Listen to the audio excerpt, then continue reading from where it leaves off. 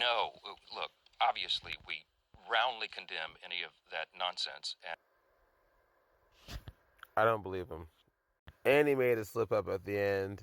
I was surprised about it. Let's talk about it. And the Young Republican or the organization, whoever that, I don't know who any of these people are, I never heard of them. Somebody posted a photo of me standing next to these guys. We're in tuxedos. Obviously, I think it was at the inauguration, and people were just coming up and asking for selfies with 1,000 of them. I don't know. I've never heard of that person in my life. But whoever these young people are, and whatever they're saying, if it's true, we obviously condemn that. And the organizations involved are dealing with that. That's my understanding. With regard to the swastika thing, this happened last night. A Republican congressman, allegedly one of his staffers had something in the background or something in a Zoom. That's what I heard this morning. He says that that's not his, and there's a proper investigation ongoing, and the congressman did exactly what he should have done, and that is report it. It's under investigation, and I can't comment on it any further until that's done, but I will say, obviously, that is not the principles of the Republican Party. We stand for the founding principles of America. You want me to articulate them for you right now? Individual freedom, limited government, the rule of law, peace through strength, fiscal responsibility, free markets, human dignity, the things that lead to human flourishing. We have stood against that. We fought the Nazis. We defended that evil ideology. That was the slip up right there. Defended. I'm sure he didn't mean. I'm sure he didn't mean it. We roundly condemn it, and anybody in any party who espouses it, we're opposing that. I don't know how else more simply to say that. Okay, I'm gonna use my head to cover up some of this stuff. Yeah, that's how bad it is. A group chat with leaders of various young Republican groups all over the country, thousands of highly offensive, you can see the rest, amongst each other.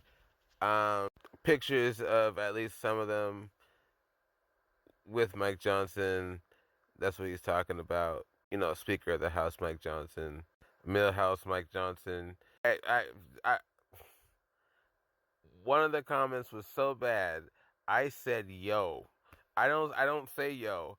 I I don't. It was the zoo comment. Look up the zoo comment. I said yo. I was like, whoa, yo, jeez. So here's why I don't believe Mike Johnson. This is why I don't believe him. They did their darndest to demonize people who joked and made fun of Charlie Kirk. They did. All of them did. They used that man as a prod to shake up their base, shaming anybody who said anything negative about him, even though knowing the things that he said and the ripple effects of what he's done in our society. They know. I'm not saying it's good to make fun of situations like that, but to act like that man didn't perpetuate such thoughts as what these people have talked about is irresponsible, to say the least. And it shows that your priorities are in the wrong place.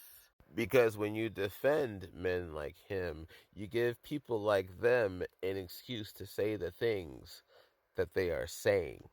We feed the world. We feed this existence. If we allow certain things like this to be okay, they will be okay.